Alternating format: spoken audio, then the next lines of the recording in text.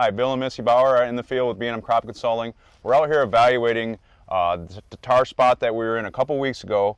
Things look really good from the road yet. Crop looks green. We get out here and we're starting to see a lot of issues and the deterioration of this crop from just a couple weeks ago. Right, so we'll kind of show a video clip here of what this crop looked like 2 weeks ago. So we are in an untreated field here, so it didn't have fungicide on it. It's obviously a susceptible hybrid. And a couple weeks ago when we were here, you could definitely see the tar spot in that lower canopy. We could even see it speckled up on through the top. So it was here, it was present. I think what's shocking is 2 weeks later, just the progression of what this disease has done with the humidity levels we've had and the environment for this disease to continue to take up more leaves and deteriorate. You know, basically these leaves here that are trying to fill the ear and put energy into the plant, finish this crop off, we've lost 50% of them, or at least from the ear down. Yeah, certainly. As you look down here in this lower canopy, all the way through the ear, we're burned up, deteriorated, lost those due to the tar spot. This is an actual ear leaf here. Basically, it's gone. Here's the leaf above the ear leaf. It's gone. So we've already basically killed this plant with the tar spot above the ear at this point. And if you look at this upper canopy, we're obviously still just loaded up with a tar spot here. So that's going to continue to get worse all the way till this plant's dead, right? Exactly. So what we're going to see here is premature death, right? And as we get premature death, this plant's going to try to do everything it can to try to put something into the ear, and it'll start to cannibalize the stalk itself.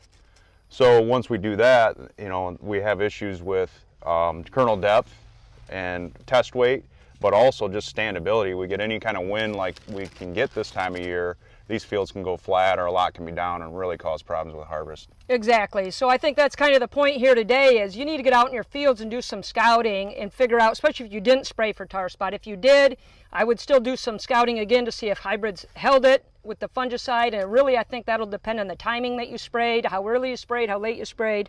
But we got to get out there and get an idea for harvest timing, because this crop is going to accelerate in its maturity now because we have nothing green left to fill things. So one, you got to be ready for a much earlier harvest than you probably anticipated. All this extra heat units here as late as push that along as well, and then the crop deterioration.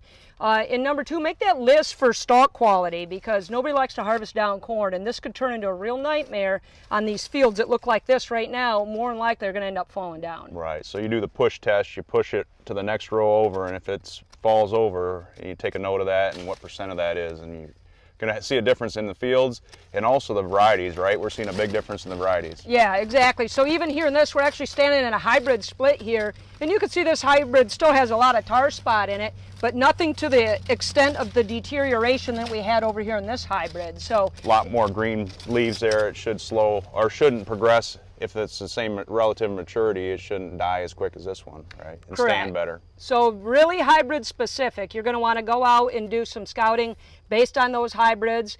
From the road currently, the fields I can start to see that do have the bad tar spot are starting to get that yellow cast to them. So you can start to pick up a little bit from the road. I'd go look at those fields first. More than likely, they're more loaded up with a tar spot. The other thing that we've seen is added stress.